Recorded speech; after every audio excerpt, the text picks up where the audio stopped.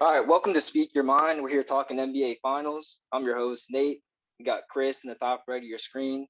Got Jesse there with the Kobe background in the bottom left. And then last but not least, we got Brandon right here in the bottom right. We're going to start off with initial thoughts of the finals that just ended here. I'm just going to say I thought that when the Bucks were down 2-0, I thought they at least get one back in Milwaukee. But as you can see, I was definitely rooting for the Bucks by my background. I was doubting it. I didn't think they were going to make it back. I thought they at least win one or two in Milwaukee, but I thought when it got back to Phoenix, they were done.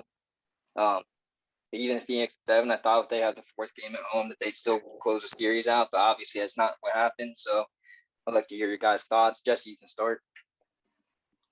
I'm not gonna lie, what's it called? Once they got up 2-0, the Suns are up 2-0. I was low key kind of nervous, man. But then once they got the one, I was like, all right, we gotta one more. Once they got 2-2, once it got the once it was 2-2, I was like, am I wrong? What am I wrong about? What am I wrong about? How you gonna say once we got to? Ain't no Bucks fan, my boy. You was a bandwagon, my boy. You was a bandwagon, Jesse. How am I? What's it called? I'm a Laker fan. I'm rooting for Giannis. Fair enough. No, continue. I'm sorry. Very unprofessional, but practicing. What's it called? 2-1, 2-2. I was like, that's when I was like, you know what, man? As long as Giannis keeps doing what he needs to do, and Chris Middleton just does enough to back him up, I think they'll be fine. But once they went 3-2, this is what I was nervous about. If they lost Game 6, I don't know where we'd be at right now. We'll be at Game 7, but like, you didn't trust him going back into Phoenix? Not that I didn't trust Giannis, is that I believe in his superstar stardom. I trusted too much in Chris Paul and D-Book. I was like, you know what, Game 7, I don't want to put that in D-Book's and Chris Paul's hands. Just get it out of there, you know? Fair enough. Brandon, what are your thoughts on that? Me being biased, I'm a Chris Paul fan, point guard.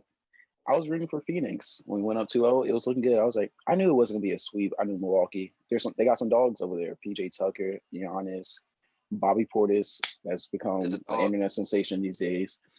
But once Milwaukee decided to actually start playing with some grit to them, I got nervous. And then they went up 3-2, still won in Phoenix.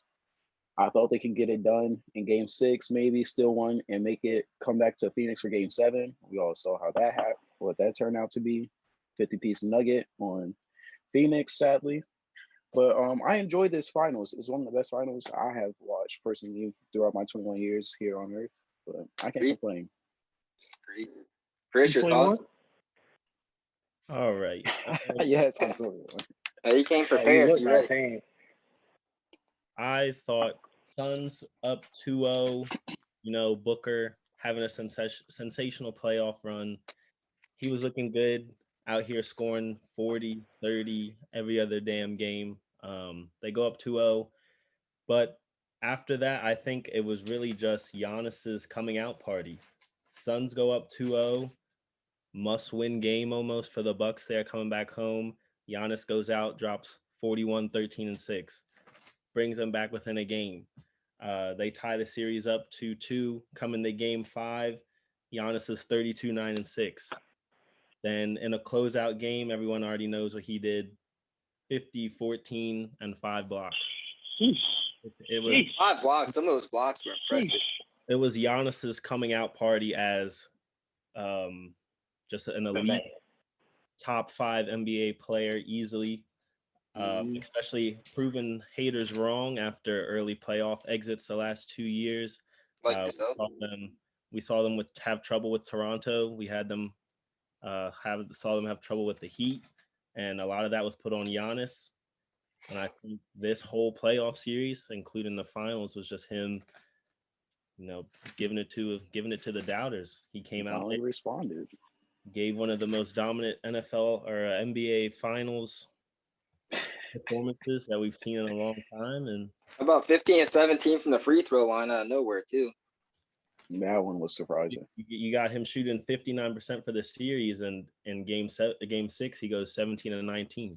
So 17. My bad. Yeah, no, did not see that coming. I think those really made up for the game in the beginning, at least. Like they kept their plan was to send him there because they didn't think he was gonna hit him, and somehow he wasn't hitting him any other game. He hit in that game, so I think that was one of the big differences.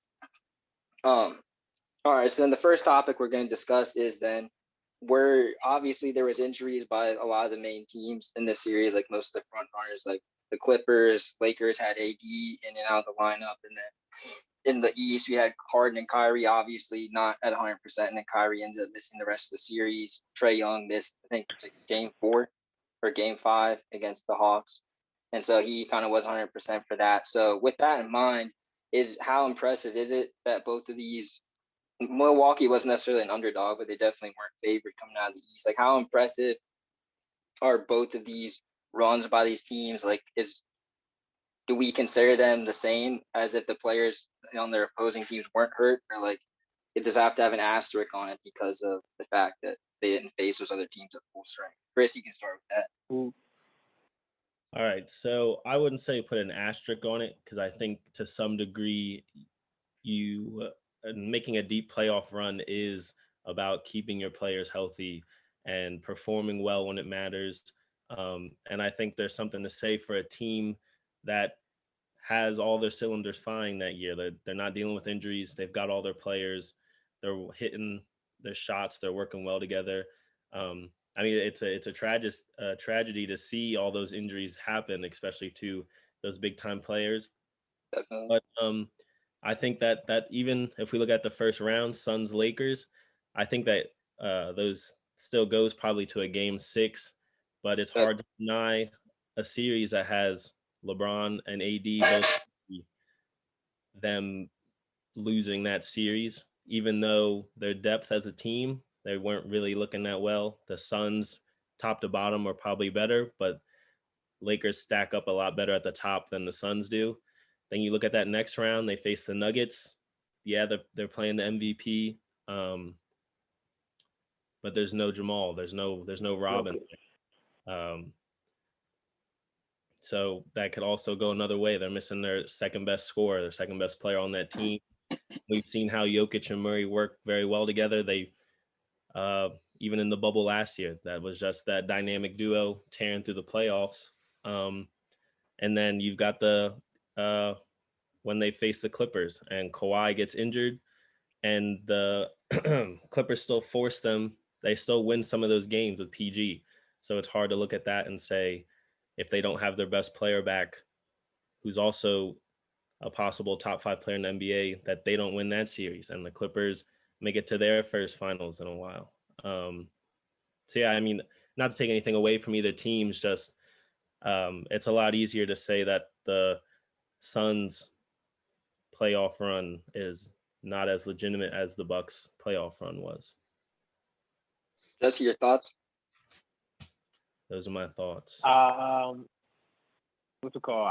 There's not really much anything I really disagree with Chris. I think the only thing to add, honestly, is that let's get the elephant out the room, bro. Because we talking about, y'all talking about, do they deserve to win? We talking about the Nets strictly. We talking about, did the Bucks really win against the Nets? And to anybody who says they didn't, bro, yes, they did. Because let me tell you this: for a team that who your 3 superstars ain't played the whole season, more than what 10 games or something small. They barely play together. You're telling me going to the playoffs, you trust them to be strong and suited all the way through the playoff runs, bro? That's the thing. So say they with the Clippers last year. They took the regular season for granted. Same thing with the Clippers, bro. The game is gonna show. The game is gonna show. Exactly, Nathan. Like Harden the game was barely you conditioning. Game. Harden was conditioning 100%. Kyrie fell on his foot. That was different. But Harden, the hamstring pulling up was just he wasn't playing enough. Kyrie barely was. Kyrie wasn't really. What was Kyrie doing the whole regular season? Taking breaks for one reason or another, bro. James Harden was unconditioned. He played. That's the one thing I'll give that above for James Harden, bro, is that he came to play more than Kyrie did. And KD, I give KD all the breaks. He still had to carry the team at the end of the day. He did what he had to do. But for all that to happen and they fell short, it still counts as a very solid loss. I don't care what people say. In order, the regular season gets you conditioned for the playoff run. And that's why I firmly believe that. And if you can't stay playing 10 games in a row in a regular season, how you gonna go through a whole 3 teams in an NBA playoff? All right, my question to that before we get to Brandon is that when you see Harden and Kyrie out of the lineup for Brooklyn, and then you stack them up across the board with Milwaukee going into, I guess it was Game 4, it was the first one. Both of them were out. Do you give Milwaukee the edge when you saw that, or do you still think that KD still puts Brooklyn with their role players above Milwaukee? Well, from the games we saw, it was like here neck and neck. I feel definitely neck and neck because KD was this far away from stealing that game off. You know what I mean? And that was just with him and a one-legged, Harden. So like, take granted, I feel like with Kyrie, Harden, and KD all together, yeah, I definitely think that they're a better team. But playoffs aren't necessarily about that, bro. It's just about who can win the most games out of 7 and who can be healthy during that rigorous path to get to the chip. And Bucks did that. Now we're talking about the Suns and the Lakers. Kind of different scenario. Those were, look at me, I'm biased, but I feel like those were more legitimate injuries. Like I feel like 80 is a sucker. I'll give you that. But LeBron was hurt. But he was still fighting through. And LeBron's not what he was. LeBron's not the king. He was kind of playing that way prior to the high ankle sprain. Like more of like a point role than like a dominant scorer this season, I thought. But anyways, we got Brandon. Sorry, go ahead. No, go ahead. No. Brandon, you want to chime in on this? I just want to say I wouldn't put an asterisk by either of the team's playoff runs because if you think about it, yes, we knew there's gonna be a lot of injuries with a shortened season coming off the bubble, but we didn't know how things was going to turn out with COVID and traveling to different cities. So you have to give respect to the teams for staying together, doing what they needed to do to make it all the way to where they did. So, well, no, other than that, I think that's a good point because given the uncertainty, I think certain teams, it looks like definitely like focused in more than others. Other ones tried to treat it like a regular season. And obviously everybody's conditioning wasn't up to par from playing, not just like with the shortened season, short rest coming off of the prolonged season last year. I think a lot of factors play into it, but it looked like the two teams that made it were definitely the ones that took those other factors into consideration, at least I thought.